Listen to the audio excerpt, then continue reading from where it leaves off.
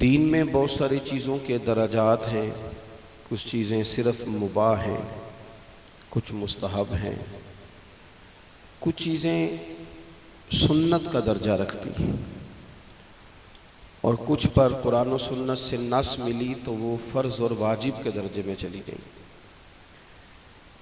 اور کچھ چیزیں زیادہ اہمیت کی حامل تھیں تو ہمارے علماء نے تقسیم کرتے کرتے کہا کہ یہ ضروریات دین کا حصہ ہے۔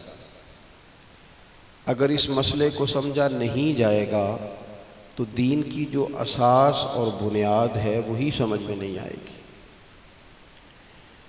کچھ چیزیں بڑے غور سے اور بڑے فہم سے اور بڑی بصیرت کے ساتھ اپنے دل میں بٹھانے والی ہوتی ہیں، ان کو کبھی بھی کسی رسمی تقریر کا یا رسمی جملے کا انداز نہیں سمجھنا چاہیے، انہیں یاد رکھ لینا چاہیے۔ کم و بیش ہر عالم، ہر محدث نبی کریم علیہ السلام کے فضائل بیان کرنے والے ہر شارع نے، ہر سیرت نگار نے، حضور کے فضائل لکھنے والے ہر امت کے مصنف نے اس کو نقل کیا۔ اسے اچھی طرح سے ہمیں اپنے ذہن میں بٹھانا چاہیے۔ وہ چیز کیا ہے؟ وہ چیز یہ ہے کہ نبی پاک علیہ السلام کی جو ذات گرامی ہے نا، وہ ہمارے ایمان کا مرکز و محور ہے۔ دین اسلام سارے کا سارا حضور کے گرد گرد گھومتا ہے۔ مرکز اور بنیاد نبی پاک کی ذات ہے۔ قرآن مجید اللہ کی کتاب ہے، لیکن ہمیں یہ قرآن بھی حضور ہی کے وسیلہ مبارکہ سے ملا ہے۔ دین اسلام کی روشن بین تعلیمات جو کچھ ہمیں نصیب ہوا ہے حضور کے وسیلہ پاک سے ملا۔ نبی پاک علیہ السلام کی جو مرکزیت ہے اسے کبھی بھی نہیں بھولنا چاہیے۔ معاشرے کے اندر ہمیشہ یہ ہوتا ہے کہ لوگ اپنی رائے کا اظہار کرنا چاہتے ہیں، اور اب جب سے آسانی ہوئی ہے ذرا رائے کا اظہار کرنے کی، تو بعض ایسے لوگ بھی رائے کا اظہار کرتے ہیں جن بیچاروں کی کوئی رائے ہی نہیں ہے، سرے سے کوئی کسی خاص نظریے کے لوگ ہی نہیں ہیں، پیچھے کوئی تسلسل ہی نہیں ہے۔ تو اس رائے کے اظہار میں لوگ کہہ دیتے ہیں کہ آپ سیدھا سیدھا نماز پڑھیں، سیدھا سیدھا تلاوت کریں، سیدھا سیدھا حقوق العباد ادا کریں، آپ مسجد جائیں، سچ بولیں، رزق حلال کھائیں۔ بھی یہ ساری باتیں ٹھیک ہیں، لیکن یہ تو ساری چیزیں شاخیں ہیں، جڑ تو کچھ اور ہے۔ اگر آپ ہر وقت درخت کے پتوں کی بات کریں، پھولوں کی بات کریں، سائے کی بات کریں، لیکن جڑ کی بات ہی نہ کریں تو وہ جڑ نہیں ہوگی تو وہ تو سارا درخت خشک ہو جائے گا، وہ تو کوئی پھل نہیں دے گا، کوئی سایہ نہیں دے گا، کوئی کسی قسم کی خوشبو نہیں بانٹے گا۔ دین اسلام کی جڑ اور بنیاد رسول پاک کی ذات گرامی ہے۔ اگر حضور سید عالم علیہ السلام کی اس مرکزی حیثیت کو امت سمجھ جاتی ہے تو پھر اسے باقی بھی سارا دین سمجھ میں آئے گا۔ لیکن اگر اس مرکزیت کے ہی لوگ قائل نہیں ہوتے، ہمارے ہاں لوگوں نے ایک مہم چلائی تیزی کے ساتھ، اور افراط و تفرید کے دور میں یہ ہوتا ہے کہ جب کوئی بندہ تھوڑی انوکھی بات کرتا ہے نا دوسروں سے ہٹ کے، تو لوگ بھی اس پر ذرا توجہ زیادہ کرتے ہیں۔ اس کا نقصان ہمیں یہ ہوا کہ ہمارے جوانوں کو جو خاص چیز سمجھنی چاہیے تھی، جس پر پورا فوکس کرنا چاہیے تھا، وہ اس سے دائیں بائیں ہٹنے لگے۔ حضور علیہ السلام کی ذات گرامی ایمان کا مرکز و محور ہے۔ رب فرماتا ہے فَلَا وَرَبِّكَ لَا يُؤْمِنُونَ حَتَّى يُحَكِّمُوكَ فِيمَا شَجَرَ بَيْنَهُمْ۔ اے محبوب مجھے تیرے رب کی قسم، یہ ذرا انداز بھی دیکھیں قرآن پاک کا، اے محبوب مجھے آپ کے رب کی قسم، محبوب آپ کے رب کی قسم، یہ لوگ اتنی دیر تک مومن نہیں ہو سکتے جب تک آپ کے ہر فیصلے کو قبول نہیں کر لیتے۔ وہ جو مرکزی حیثیت ہے نا، آپ کبھی قرآن مجید کے اس جملے پر غور کریں نا، النبی اولی بالمؤمنین من انفسہم، یہ نبی مومنوں سے ان کی جانوں سے بھی زیادہ قریب ہیں۔ آپ ان جملوں کی لطافت کبھی محسوس کریں نا کہ حضور ہمارے اتنے قریب ہیں مومن ہونے کے بعد، حضور کا قرب ہمیں اتنا حاصل ہے کہ ہماری جان سے بھی حضور ہمارے زیادہ قریب ہیں۔ لیکن نا کچھ لوگ بڑے قریب ہوتے ہیں بندے کے، بندہ سارا کچھ چھوڑ سکتا ہے، ان کو نہیں چھوڑ سکتا۔ رب کریم نے ہمیں کہا ہے کسی دنیاوی دھوکے کا شکار نہ ہونا، تمہارے سب سے قریب محبوب پاک ہیں۔ ہر چیز چھوڑی جا سکتی ہے، رسول کریم کا دروازہ چھوڑا نہیں جا سکتا۔ اثاثہ قلب و جاں وہی ہے، وہ میرے اندر کی روشنی ہے، میرا تو سب کچھ میرا نبی ہے۔ نبی کریم علیہ الصلوۃ والسلام کی جو خاص مرکزی حیثیت ہے، اس پر پورا جب تک امت فوکس نہیں کرتی، اس کو سمجھ نہیں لیتی۔ کچھ چیزیں ایسی ہوتی ہیں جو بندے کے پاس ہوتی ہیں، لیکن اسے محسوسات میں لانے کی ضرورت ہوتی ہے۔ ماں باپ سب کے پاس ہی ہوتے ہیں، لیکن احساس پیدا کرنے کی ضرورت ہے کہ میرا والد بیٹھا ہے، احساس پیدا کرنے کی حاجت ہے کہ میری ماں موجود ہے۔ بچے سبھی کے پاس ہوتے ہیں، اسکول بھی سبھی لوگ ان کو بھیجتے ہیں، مدرسے کی تعلیم بھی دلوانے کی لوگ مقدور بھر کوشش کرتے ہیں۔ لوگ کوشش کرتے ہیں کہ ان کی ضروریات کی ساری چیزوں کا خیال کیا جائے، لیکن یہ احساس کہ میرا بچہ سوچتا کیا ہے، وہ چاہتا کیا ہے، مجھے اس کی تربیت کس طرح کرنی چاہیے، یہ غور کرنا کہ آج کل اس کے دل میں کون سے خیالات اٹھ رہے ہیں، اس کے ذہن کی سطح پر کون سے سوالات ابھرتے ہیں، ان چیزوں کا احساس کوئی کوئی کرتا ہے۔ میرے بھائی، رشتے سبھی کے پاس ہوتے ہیں، لیکن ان کی کشش، ان کا درد، ان کی کسک، وہ کسی نے کہا تھا کہ زندگی میں وہ بھی عجیب لمحہ تھا۔ ذرا اس بات کا درد دیکھیے گا کتنا گہرا ہے۔ کہنے لگے زندگی میں وہ بھی عجیب لمحہ تھا، وہ میرے ساتھ تھا پر میں تنہا تھا۔ کچھ لوگ ساتھ ہو کے بھی ساتھ نہیں ہوتے، رشتے ڈھیر سارے ہوتے ہیں پر انسان اپنے آپ کو تنہا محسوس کرتا ہے۔ دوستو، ہمارے پاس حضور نبی کریم علیہ السلام کا یہ رشتہ موجود ہے۔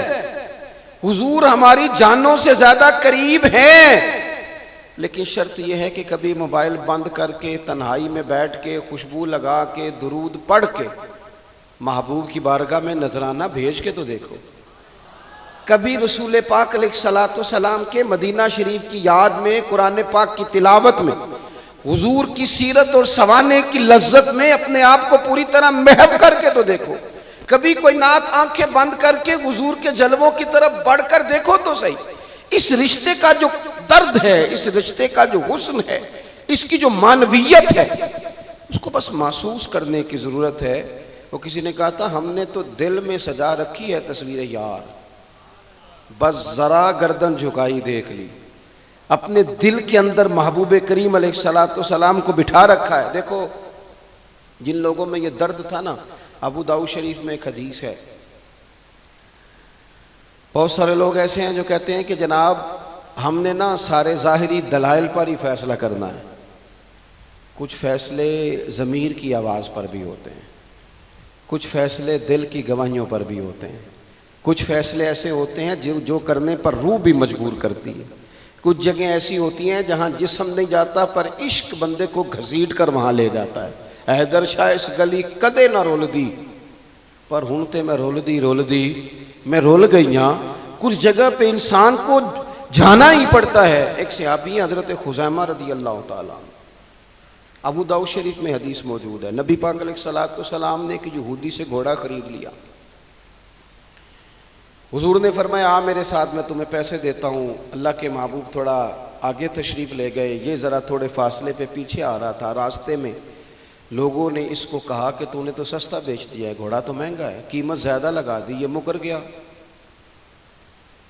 محبوب کریم علیہ السلام نے پیسے تھمائے، پیسے لو، گھوڑا دو، کہنے لگا کون سا گھوڑا، میں نے تو بیچا ہی نہیں۔ اب جب سودا ہوا تھا گھوڑے کا تو حضور تھے یا وہ یہودی تھا، تیسرا شخص ہی کوئی نہیں تھا۔ کون سا گھوڑا، کیسا گھوڑا؟ اپنا حق چھوڑ دینا یہ بھی بعض اوقات بزدلی ہوتا ہے۔ نبی کریم علیہ السلام نے فرمایا بھائی تو کیسے مکر سکتا ہے جب تیرا میرا سودا طے ہوا ہے؟ جب ایک مخصوص رقم پر تو نے اسے بیچ دیا ہے تو مکر کیسے سکتا ہے؟ تو پیسے لے اور گھوڑا دے۔ اب جب تھوڑی سی بات تکرار میں آئی تو کچھ لوگ وہاں جمع ہو گئے، مسلمان، یہودی اور بھی کئی لوگ۔ وہ یہودی کہنے لگا جی آپ اس طرح کریں، ایک گواہ دے دے، میں زیادہ نہیں مانگتا، ایک دے دے، ایک بندہ کہہ دے کہ یہ گھوڑا میں نے بیچا ہے اور آپ نے خریدا ہے تو میں آپ کے حوالے کر دوں گا. وہاں بندہ کوئی دوسرا موجود ہی نہیں تھا تو گواہ کسے پیش کیا جائے؟ حضرت خزیمہ رضی اللہ تعالیٰ عنہ نبی کریم کے صحابی ہیں. فوراً بولے، وہ بھی لوگوں کی باتیں سن کے وہاں آئے تھے، فوراً بولے، کہنے لگے یا رسول اللہ میں دیتا ہوں گواہی. دوڑ کے آگے آئے، کہنے لگے جی میں گواہی دیتا ہوں کہ آپ نے گھوڑا خریدا ہے، یہودی نے بیچا ہے. اب اس نے کہا تھا ایک بندہ کہہ دے تو میں دے دوں گا.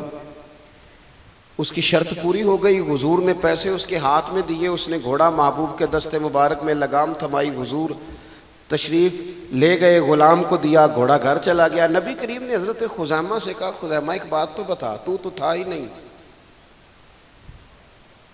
اور تو نے بن دیکھے گواہی کیسے دے دی؟ تو حضرت خزیمہ رضی اللہ تعالیٰ عنہ کہنے لگے یا رسول اللہ یہ تو زمین کی خبر ہے نا، میں نے تو آسمان کی چیزیں بھی نہیں دیکھی، آپ نے کہا ہے تو میں مان گیا ہوں. تو میں تو آسمانی خبریں مان گیا، میں تو جنت آپ کے کہنے پہ مان گیا، میں تو دوزخ آپ کے کہنے پہ مان گیا، میں تو فرشتے آپ کے کہنے پہ مان گیا، میں تو قیامت کی ساری باتیں آپ کے کہنے پہ مان گیا. وہ بتا رہے ہیں، گویا وہ سمجھا رہے ہیں یا رسول اللہ میں نے تو رب بھی نہیں دیکھا، تو آپ کے کہنے پر مان گیا. اور جب اتنی ساری چیزیں آپ کے کہنے پہ مان گیا ہوں تو گھوڑا تو چیز ہی کوئی نہیں. اب دیکھیں حضور کا تبصرہ یہاں کیا ہے. انہوں نے ایمان کا مرکز و محور ذات مصطفیٰ کو سمجھا. ان کو سمجھ آئی کہ کل کائنات حضور کی ذات ہے. اب حضور سید عالم علیہ السلام نے اس بات کو سن کر اعلان کیا فرمایا؟ حضور فرمانے لگے لوگوں جہاں بھی شرعی گواہی کی ضرورت ہو نہ دو گواہ چاہیے ہوتے ہیں، لیکن جہاں میرا یہ خزیمہ موجود ہو ایک کی گواہی دو کے برابر شمار کی جائے گی. اتنا بڑا اعزاز، نظریاتی طور پر اتنی زیادہ پختگی. جب تک اپنے ایمان کا مرکز اور محور ذات مصطفیٰ کو نہیں سمجھا جاتا. ایک اور بھی بات عرض کروں، کئی کام ہوتے ہیں، وہ کام تو ہوتے ہیں پر خشک بڑے ہوتے ہیں. کچھ ڈیوٹیاں تو ہوتی ہیں لیکن وہ ڈیوٹیاں تھکا بڑا دیتی ہیں. کچھ سفر تو ہوتے ہیں پر وہ سفر پورے وجود کو توڑ پھوڑ کے رکھ دیتے ہیں. لیکن کچھ کام ایسے ہوتے ہیں جو بندہ بڑے ذوق سے کرتا ہے. کچھ ڈیوٹیاں ایسی ہوتی ہیں کہ بندہ کہتا ہے کبھی 2 گھنٹے اور کرنی پڑ جائے نا. کچھ سفر ایسے ہوتے ہیں کہ جس میں بندے کا دل کرتا ہے یا اللہ یہ سفر کبھی روز ملے نا. چلے نہیں سمجھ آتی تو ایک سادی سی کسی شاعر نے بات کی ہے، اس نے کہا ہے کہ دنیا اندیاں سفراں تو بندہ تھک بھی تو جاندا ہے نا، پر سفر مدینے دا ہر بار ہی بڑا سونا. کچھ سفر تھکاتے نہیں نا، اکتاہٹ نہیں ہوتی. کچھ چیزیں انسان ذوق سے کرتا ہے، اس کی طبیعت. اگر نبی پاک علیہ السلام کی ذات کے ساتھ دل کی قلبی وابستگی ہو جائے، دین کا کام تھکاوٹ پیدا نہیں کرتا. مسجد کی حاضری بوجھ نہیں بنتی. انسان کے لیے کوئی بھی خیر کا کام کرنا مشکل نہیں ہوتا. اس کا وجود ڈھل سا جاتا ہے. اس کی طبیعت اس طرح کی ہو جاتی ہے کہ جیسے سارے نور سے ہو کر آ گئے. شرط یہ ہے کہ کامل محبت ہو. آج کل ڈھیروں لوگوں کو دعویٰ ہے حضور کی محبت کا، ڈھیروں لوگوں کو، اور بالکل ٹھیک ہے، ہونا بھی چاہیے. لیکن اپنے آپ سے پوچھ لینا چاہیے اچھی طرح سے. ہمیں اچھی طرح سے غور کر لینا چاہیے کہ شہرت زیادہ پیاری ہے کہ حضور؟ یہ ہمیں غور کرنا چاہیے. ہمیں غور کر لینا چاہیے کہ دولت زیادہ پیاری ہے کہ نبی پاک علیہ السلام کی ذات؟ ہمیں غور کرنا چاہیے کہ برادری اور قبیلے کی رسمیں زیادہ پیاری ہیں یا حضور کے دین کی بات زیادہ پیاری ہے؟ ہمیں پہلے غور کر اپنی ترجیحات کا تعین کرنا چاہیے، اور پھر ہمیں اپنے دل سے یہ بھی پوچھنا چاہیے کہ تیرا فلاں دوست سے ملنے کو تو بار بار دل کرتا ہے، اہل خانہ کو، گھر والوں کو ملنے کو تو تیرا بار بار جی چاہتا ہے، کیا تیرے دل میں کبھی بیٹھے بیٹھے تڑپ اٹھتی ہے؟ بیٹھے بیٹھے. اور کبھی تیری آنکھیں باہر آتی ہیں کہ رب کوئی موقع بنا دے اور میں جا کے حضور کا شہر مبارک بھی دیکھا ہوں.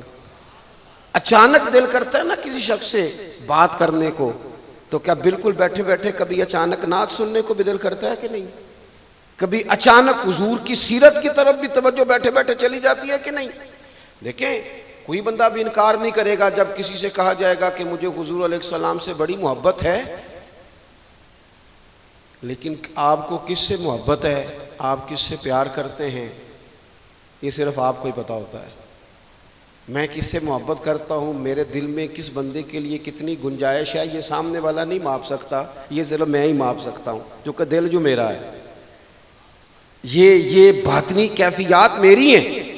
ہم روز نعرے لگائیں، روز زور شور سے نعرے لگائیں، لوگ سن کے کہیں کہ بڑا پیار کرتا ہے یہ حضور سے، لیکن یہ ہمیں پتا ہے ہماری قلبی واردات کیا ہے، ہمیں خبر ہے۔ دیکھیں نا، صحابہ سچے لوگ تھے۔ حضرت عمر رضی اللہ تعالیٰ عنہ حضور کی بارگاہ میں حاضر ہیں تو عرض کی، یا رسول اللہ صلی اللہ تعالیٰ علیہ وسلم، مجھے آپ ہر چیز سے زیادہ پیارے ہیں، لیکن حضور مجھے لگتا ہے مجھے اپنی جان آپ سے زیادہ پیاری ہے۔ سچ بولنا ہے نا، نیرا دعویٰ نہیں کرنا، بات کو کھول کر بیان کر کے واضح کر کے بیان کرنا۔ یا رسول اللہ صلی اللہ تعالیٰ علیہ وسلم، مجھے محسوس ہوتا ہے مجھے اپنی جان آپ سے زیادہ پیاری ہے۔ تو حضور نے ان کے دل پر ہاتھ رکھ کے فرمایا، عمر ابھی ایمان نہیں مکمل ہوا۔ تو حضور کے دست پاک کا فیض آیا کہ حضرت عمر اسی وقت بول پڑے، عرض کرنے لگے، حضور آپ حکم کریں، میں جان بھی قربان کرنے کو تیار ہوں۔ اپنے آپ سے بات کریں، اپنے اوپر تھوڑی توجہ دیں، دوسروں کو تبلیغ کرتے، دوسروں کو واعظ کرتے، دوسروں کو نصیحت کرتے، دوسروں کو سمجھاتے تو بڑا وقت گزر گیا۔ اب تھوڑا سا نا اعلیٰ حضرت رحمۃ اللہ علیہ سے لوگوں نے کہا آپ واعظ کہیں، تو فرمانے لگے ابھی تو میں اپنے نفس کو نہیں واعظ کہہ سکا، اپنے آپ سے میں ابھی گفتگو نہیں کر سکا، تقریر نہیں کر سکا، تو لوگوں کو کیا واعظ کروں گا۔ ہم تھوڑا سا نا اپنے اوپر توجہ دیں، حضور کی محبت کا جو ذوق صحابہ کے ہاں ہے۔ آج بڑے سارے لوگ نہیں ہیں جو بچ بچ کے بات کرتے ہیں، بچ بچ کے۔ میں تو اپنے زمانے میں دیکھتا ہوں کہ سیاسی لیڈروں کے نعرے لگاتے وقت لوگوں کو کوئی کسی قسم کی آر محسوس نہیں ہوتی۔ وہ گاڑی جو کبھی کسی غریب کے ہاسپٹل جانے کے کام نہیں آئی، سیاسی لیڈر کا جلسہ ہو تو وہ بھی گاڑی اندر سے نکل آتی ہے، اور اس پر 10 بندے چڑھ جائیں تو ٹوٹنے کا بھی کوئی خطرہ محسوس نہیں ہوتا۔ لیکن وہ لوگ جو اتنا تگڑا کر کے اپنے لیڈر کا نعرہ لگا رہے تھے، انہیں چاہیے تو نا کہ اس سے کئی 100 گنا بڑھ کے ان کی زبانوں پہ حضور کے تذکرے جاری ہوتے، اور ان کی زبانیں پوری طرح تر ہوتی درود و سلام سے۔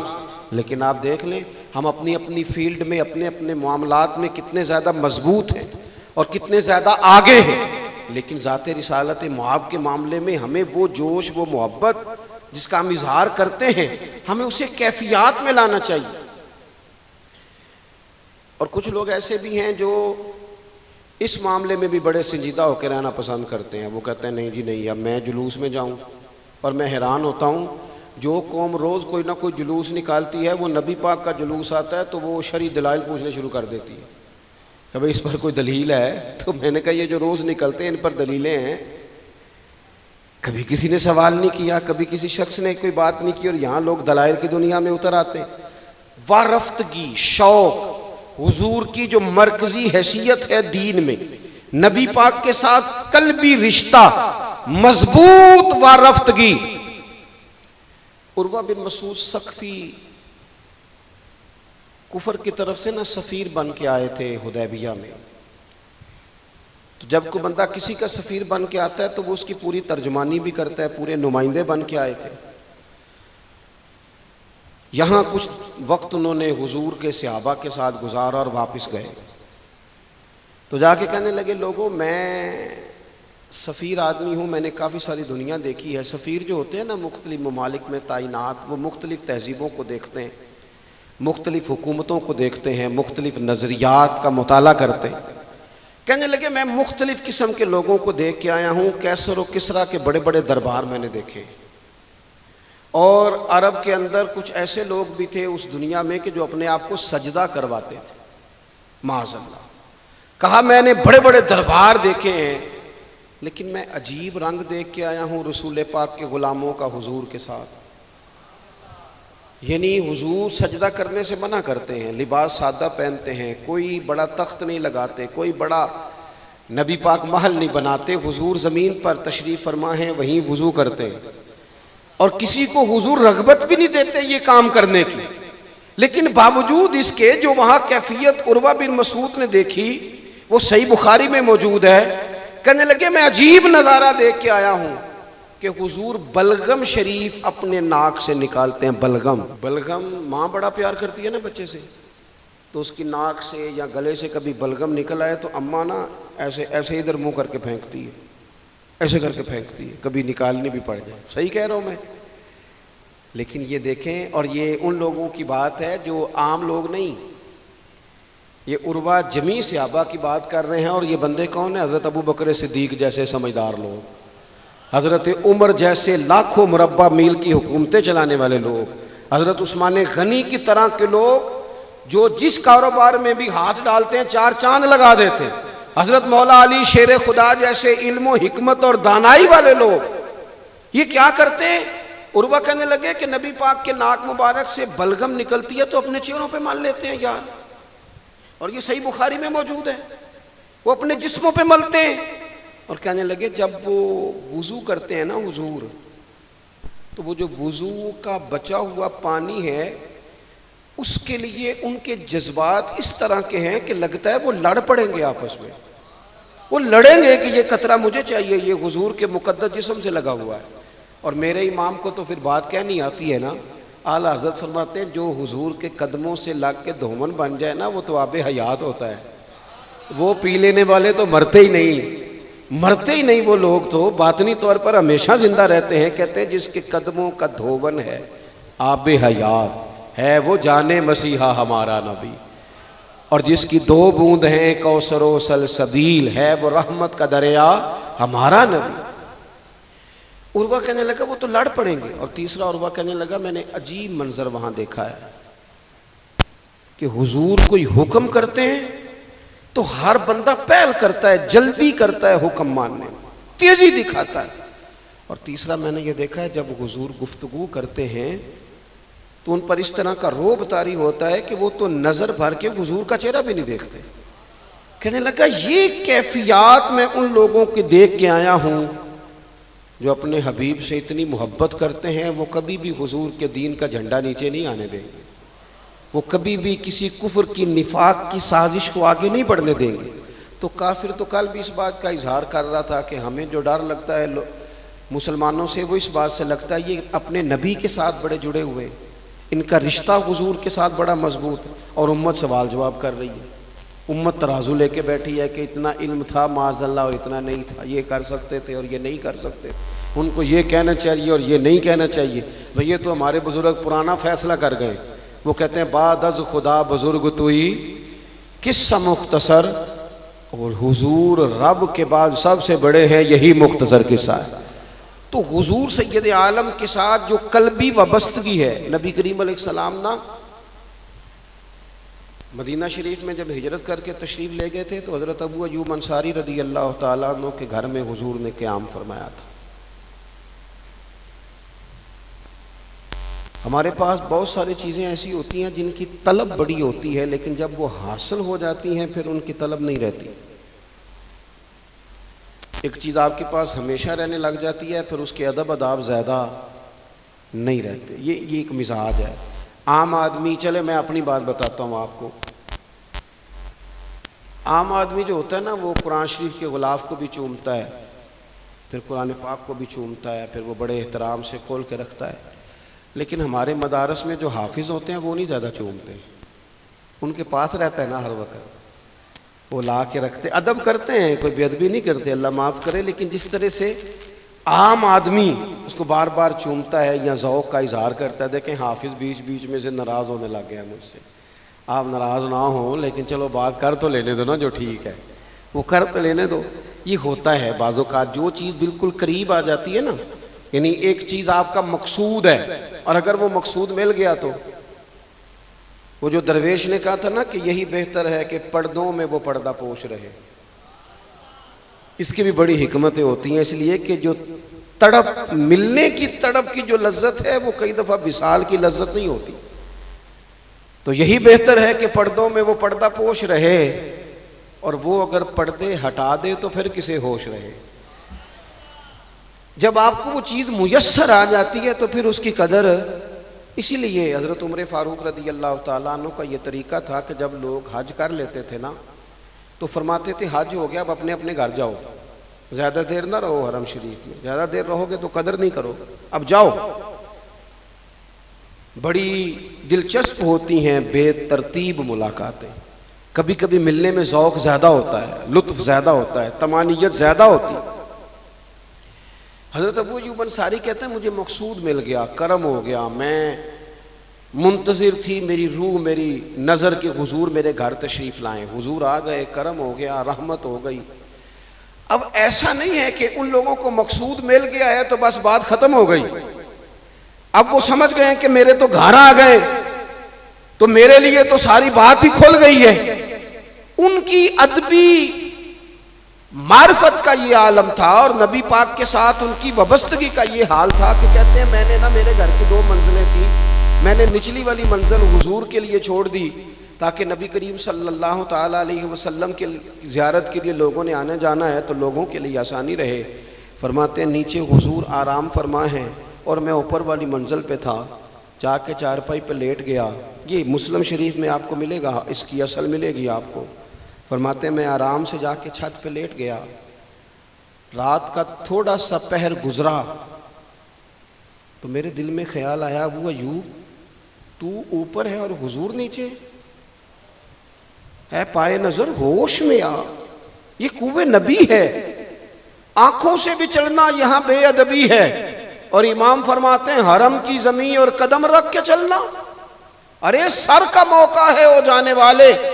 کہا حضور نیچے. فرماتے ہیں ساری رات میں ایک دیوار کے ساتھ پیچھے ہو کے بیٹھا رہا، ساری رات یہ سوچتا تھا کہیں میں وہاں نہ چل دوں جہاں حضور آرام فرما ہو، میرے قدم نہ آ جائیں. میں تڑپتا رہا. مقصود پاس آ گیا ہے، وہ چیز حاصل ہو گئی ہے، لیکن اس کی تڑپ میں اضافہ ہوا ہے، احترام بڑا ہے. یعنی اب سوچ رہے ہیں کہ میں ان کا ادب کیسے کروں، ان سے محبت کیسے کروں، کس اعزاز سے انہیں بٹھاؤں. فرماتے ہیں کہ تڑپ کے میں صبح حاضر بارگاہ ہوا. میں نے کہا یا رسول اللہ کریم کرم ہو جائے، میری تو بساط ہی نہیں، میں چھت پہ کیسے گزارا کروں گا.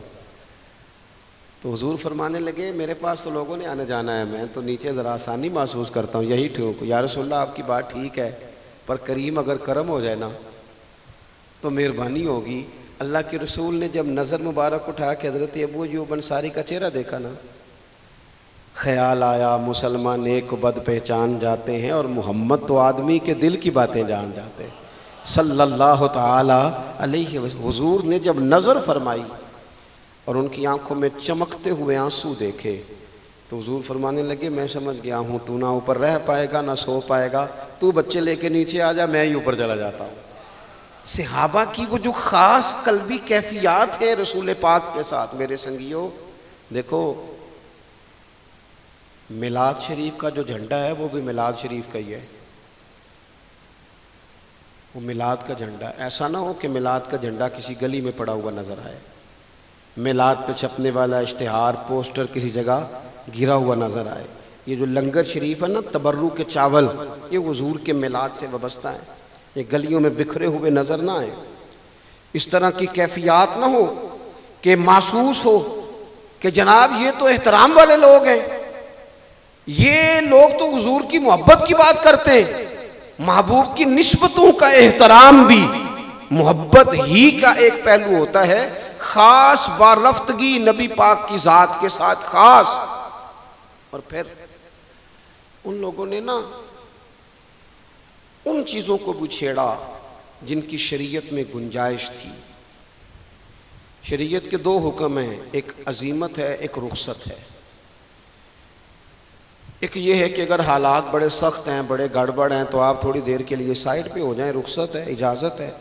اور ایک یہ ہے کہ آپ ڈٹ جائیں نا حالات کے سامنے، پھر اللہ مددگار ہے. ایک یہ ہے کہ گنجائش ہے اور ایک یہ ہے کہ دل نہیں میرا مانتا، میں گنجائش کا کیا کروں، میری طبیعت نہیں مانتی. چلیں ایک بات اور کھول دیتے ہیں. ایک ہوتا ہے حکم، ایک ہوتی ہے رضا. ان دونوں میں فرق ہوتا ہے. وہ جی میں نے حضرت صاحب سے کہا جی مجھے اجازت ہے میں جاؤں، انہوں نے کہا جاؤ میں چھٹی لے کے آیا ہوں. بھائی آپ نے چھٹی مانگی تھی، حضرت نے دے دی، استاد جی نے دے دی، یہ تو حکم ہے، لیکن تمہیں بھانپنا چاہیے تھا نا ان کی مرضی کیا ہے، ان کی رضا کیا ہے. رضا تو اس طرح کی ہوتی ہے کہ مکتب عشق کا دستور نرالا دیکھا، اس کو چھٹی نہ ملی جس نے سبق یاد کیا۔ میرا ایک دیہاتی ماحول سے تعلق ہے۔ ہمارے سرکاری اسکولوں میں نا ایک مانیٹر بنا دیتے تھے، جو بچہ لائق ہوتا تھا نا وہ مانیٹر بن جاتا تھا، حالانکہ لائق ہوتا تھا، سیانا ہوتا تھا، لیکن مانیٹر بن کے نا اس کی ذمہ داری بڑھ جاتی تھی، پھر اس کو کنجیاں ہی مل جاتی تھی، اسی نے سب سے پہلے آنا ہے، اس نے سب سے بعد میں جانا ہے، ہر چیز اس کے سپرد۔ پیار جو زیادہ کریں ان کی ذمہ داریاں بھی زیادہ ہوتی ہیں۔ یہ کیا بات ہوئی کہ میری محبت زیادہ ہے تو میں مسجد میں غیر حاضر ہوں، میں حضور کا میلاد شریف زیادہ مناتا ہوں تو میں نے سنت شریعت کو اپنایا ہی نہیں۔ محبت مجھے حضور سے زیادہ ہے، لیکن حضور نے جو حقوق العباد ادا کرنے کا سبق پڑھایا ہے اس پر میری توجہ ہی نہیں۔ بھئی اگر آپ کا پیار زیادہ ہے تو پھر آپ کی ذمہ داری بھی زیادہ ہے، پھر آپ کو زیادہ حساس ہونا چاہیے۔ نبی کریم صلی اللہ تعالی علیہ وسلم نے ایک قانون دیا ہے کہ لا یکلف اللہ نفسا الا وسعها۔ رب فرماتا ہے جو بوجھ کوئی اٹھا نہ سکے ہم اس پر وہ بوجھ نہیں ڈالتے۔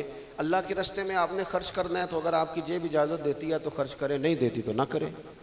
شریعت اسلامیہ نفلی صدقات کے معاملے میں انسان کو مجبور نہیں کرتی۔ اسی طرح محبت کا معاملہ ہے، خدمت کا معاملہ ہے، لیکن صحابہ بعض وہ کام بھی کرتے تھے جو شرعی طور پر ان پر ضروری نہیں تھے، اور جب کرتے تھے تو کیوں کرتے تھے؟ محبت مجبور کرتی تھی، پیار مجبور کرتا تھا۔ طبرانی میں موجود ہے، اللہ کے حبیب علیہ الصلوۃ والسلام کو اچانک ایک صحابی نے دیکھا اور فوراً عرض کرنے لگے یا رسول اللہ میرے ماں باپ قربان ہو، چہرے پر نکاہت بڑی ہے، کمزوری ہے، کیا وجہ ہوئی؟ تو حضور نے ایک ٹھنڈی آہ بھری اور فرمایا میں نے کئی دنوں سے کھانا نہیں کھایا، کھجور اور پانی پر گزارا ہے۔ میٹھا کھانا بھی سنت ہے لیکن فاقہ کرنا بھی سنت ہے۔ اپنی مرضی کی سنت ادا کر لینا یہ تو بڑا آسان کام ہے، لیکن میرے بھائی شریعت اسلامیہ میں جو چیز غالب رہی ہے اس پر بھی کبھی کبھی ذوق کریں۔ اور پھر حضور کا جو فقر ہے اختیاری ہے، نبی پاک نے مانگ کے غریبی لی ہے اللہ تعالیٰ سے کہ یا اللہ ایک وقت روٹی دے ایک وقت فاقہ دے، تو نبی کریم علیہ السلام نے فرمایا کہ میں نے کھانا نہیں کھایا، کھجور پانی پہ گزارا ہے کئی دنوں سے۔ اب اس صحابی کو حکم تو دین کا یہی ہے نا کہ اگر گھر میں کچھ ہے تو لے آؤ، ورنہ شریعت پابند تو نہیں کرتی۔ تو وہ پہلے اپنے گھر گئے، جا کے پوچھا کوئی چیز ہے؟ گھر والوں نے کہا کوئی نہیں۔ پھر وہ پڑوسیوں کے گھر میں گئے، کوئی کھانے کی چیز ہے؟ کوئی نہیں۔ رشتہ داروں سے محلے داروں سے پوچھا، کوئی نہیں۔ چپ کر کے نہیں بیٹھے، ایک یہودی کے باغ میں گئے، کہنے لگے یار کوئی مزدوری مل جائے گی؟ وہ سجنا یار منون دی خاطر اساں کی پیش بٹائے، کوئی مزدوری ملے گی؟ اس نے کہا گرمی بڑی سخت ہے، پانی کنویں کا نیچے چلا گیا ہے، ایک ڈول پانی کا اگر نکال سکتے ہو تو ایک کھجور دوں گا۔ فرمانے لگے منظور ہے۔ کہتے میں نے اپنے کندھے سے چادر اتار کے بچھا لی، ایک ڈول پانی کا نکالتا، ایک کھجور ملتی، وہ میں اس کپڑے میں ڈالتا جاتا، چادر میں ڈالتا جاتا۔ جب ذرا میری چادر بھر گئی کھجوروں سے، میں نے اسے سمیٹا، لے جا کے حضور کی بارگاہ میں پیش کیا، محبوب وہیں بیٹھے تھے۔ کہتے حضور نے میرا پسینے سے شرابور وجود دیکھا اور میرے چھالوں سے بھرے ہوئے ہاتھ دیکھے اور میری تھکے تھکے وجود کو دیکھا، تو کریم نے ایک کھجور اٹھائی اور اٹھا کے منہ میں رکھی۔ حضور فرمانے لگے کس نے تجھے مجبور کیا یہ کام کرنے پہ؟ اس کی مجبوری تو کوئی نہیں نا، کس نے تجھے مجبور کیا؟ تو کہتے ہیں دو آنسو میرے بھی چھلک پڑے۔ میں نے عرض کی حضور ہمیں کوئی مجبور کر سکتا ہے؟ ہمیں آپ کی محبت نہیں مجبور کیا، حضور یہ محبت ہے جس نے مجبور کیا۔ یا رسول اللہ کائنات کی ہر چیز سے بڑھ کر آپ سے پیار ہے۔ یہ غریب آدمی، سادے لوگ ہیں، یہ بہت مہنگے تحائف لانے کی ظاہری پوزیشن میں نہیں ہیں، لیکن دیکھو نا اظہار محبت کے معاملے میں کتنا بڑا دل رکھتے ہیں۔ یا رسول اللہ صلی اللہ تعالی علیہ وسلم آقا محبت نے مجبور کیا، وہاں انعام نہیں ملا، ظاہری طور پر جو انعام ہوتے ہیں وہ نہیں، اس کا نہیں حضور نے اعلان کیا۔ حضور فرمانے لگے سن پھر اگر تو مجھ سے محبت کرتا ہے تو فقر و فاقے کی تیاری کر، مصیبت کے لیے تیاری کر. اگر جو مجھ سے محبت کرتا ہے اس کی طرف تو مصیبتیں دوڑ کے آیا کرتی. پھر تو تیاری رکھ, پھر تو سہنا سیکھ, پھر دل بڑا کر, کشادہ کر, پھر دیکھ تجھے آزمائشیں آئیں گی. زخم پہ زخم کھا کے جی, خونے جگر کے گھونٹ پی, آہ نہ کر اب لبوں کو سی. یہ عشق ہے کوئی دل لگی نہیں. یہ کوئی ایسی تھوڑی ہے کہ تیری دل لگی تھی اور تو دو باتیں کر سن کے تو چلا گیا. یہ عشق ہے کوئی دل لگی نہیں.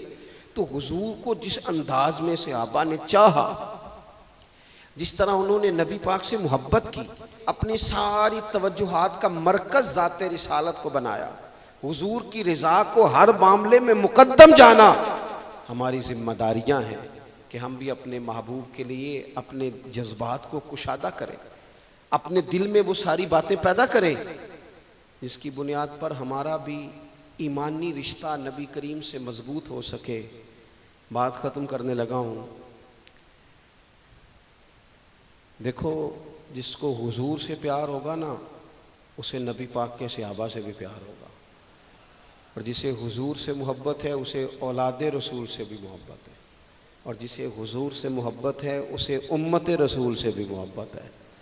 میں اور آپ بڑے آرام سے اپنے اپنے گھروں میں بیٹھے, لیکن 2 مہینے ہونے کو ہیں, سیلاب والے اپنی بیٹیاں لے کے جھونپڑیوں میں بیٹھے سڑکوں میں. 4 دن خبریں زیادہ تھیں اخبارات میں, تو ہمیں بھی تھوڑا احساس زیادہ تھا, کیونکہ اب خبریں مدھم ہو گئی ہیں تو ہماری طبیعتیں بھی مدھم ہو گئی ہیں. ہم تو چلتے ہیں کہ آج کل ٹرینڈ کیا ہے, وائرل کیا چیز ہے, اس کے مطابق ہم بھی اپنا ٹرینڈ چینج کر لیتے ہیں. میں مسافر ہوں, بڑے سفر کرتا ہوں روز, تو بہت سارے لوگ محبت سے کہتے ہیں آج ہمارے ہاں رہ جائیں. تو میں ان سے کہتا ہوں یار, جو نیند اپنے بیڈ پہ آتی ہے وہ کسی اور جگہ نہیں آتی. گھر ہی جانے دو, گھر ہی بندہ آرام سے سکون سے سو سکتا ہے. کسی کا بڑا بہترین گھر بھی ہو تو جب کسی کے گھر نیند نہیں آتی, بچے نہیں سوتے, اپنے گھر جانا ہے, تو مجھے بتاؤ جو بیچارے جھونپڑیوں میں آ کے بیٹھ گئے ان کے لیے کتنی مشکل بات ہے, خیموں میں بیٹھے. لیکن کیا کریں, اس وقت جتنی سیاسی جماعتیں ہیں نا ملک میں, سب حکومت میں, کسی کی پنجاب میں حکومت ہے, کسی کی مرکز میں ہے, کسی کی کہیں ہے. چاہیے تھا نا یہ سارے وسائل استعمال کرتے اور ان لوگوں کی خدمت میں پہنچتے. ہمیں اپنے دل کشادہ کرنے چاہیے حضور کی امت کے لیے. میلاد شریف کی جہاں جہاں بھی محفل ہو نا, کوشش کریں غربا کو بٹھا کے اچھے طریقے سے روٹی کھلائی جائے, ان کا اکرام کیا جائے, اس لیے کہ یہ نبی پاک کی امت ہے, ان سے پیار کیا جائے. اور دیکھو, حضور سے پیار ہے تو امت سے پیار ہے, تو پھر ہمیں حضور کی شریعت سے بھی پیار ہونا چاہیے نا. ہمیں ہر جگہ مقدم کرنا چاہیے دین کو. اگر کل 10ویں 40ویں جنازے پہ ہم دین کی بات کرتے ہیں تو پھر ہمیں نکاح ولیمے اور عقیقے والے دن بھی دین کی بات ہی کرنی چاہیے. وہاں بھی ہمیں ترجیح دین ہی کو دینی چاہیے. یہ کیا بات ہوئی کہ جب غم آئے تو رخ اللہ رسول کی طرف ہو گیا, اور جب خوشیاں ملی تو پھر سارے شیطانی کام شروع کر دیے. یہ حضرت بابا فرید الدین مسعود گنج شکر کا وطن ہے, یہاں سے نا خوشبوئیں پھیلی ہیں پوری دنیا میں رسول اللہ کے دین کی. یہاں سے لوگوں نے فیض پایا ہے. اور سنگیو, یہاں آ کے وقت گزارنے والے محبوب الہی بن جایا کرتے. آپ محسوس کریں کہ یہ دھرتی کتنی کو زرخیز ہوگی, یا رنگ کتنا کو بڑا ہوگا. حضرت بابا صاحب رحمۃ اللہ علیہ کا خواجہ نظام صاحب کے ساتھ ایک خط ہے. جب انہوں نے کہا نا حضور ملنے کو بڑا دل چاہتا ہے, تڑپتا ہوں, تو بابا صاحب نے جواب میں لکھا تھا کہ نظام, فرید کا دل تجھ سے زیادہ تجھے ملنے کو کرتا ہے, لیکن اگر میں چل کے تیرے پاس آؤں گا تو یہاں دینی خدمت کا نقصان ہوگا, اور اگر تو چل کے آئے گا تو جو ڈیوٹیاں تو کر رہا ہے وہاں دینی معاملات کا نقصان ہوگا. فرمانے لگے تو وہاں بیٹھ کے رسول اللہ کے دین کی نوکری کر, میں یہاں بیٹھ کے کرتا ہوں, اللہ جنت میں دونوں کی ملاقات کرا دے گا. آپ خصوصیات دیکھتے ہیں ہمارے بزرگوں کے نظریات کیا ہیں. وہ لوگ قائل ہیں خدمات کے, وہ خدمات کے قائل. اس لیے اپنی زندگی کے اندر ہمیں نصب العین بنانا چاہیے. آج اس جگہ بیٹھ کر حضور کی محفل پاک سجا کر ہمیں اس بات کا تہیہ کرنا چاہیے کہ ہم حضور سے بھی پیار کرتے ہیں، حضور کی امت سے بھی پیار کرتے ہیں، صحابہ سے بھی پیار کرتے ہیں، اولاد رسول سے بھی پیار کرتے ہیں، نبی پاک پر آنے والی کتاب سے بھی پیار کرتے ہیں، اور رسول پاک علیہ السلام نے جس سے پیار کیا ہم ان سب سے بھی پیار کرتے ہیں، اور حضور نے جس محنت کے ساتھ دین کی تعلیمات ہم تک پہنچائی ہیں ہم ان تعلیمات کو بھی دل و جان سے چاہتے ہیں۔ اللہ تعالیٰ میری اور آپ کی حاضری قبول فرمائے۔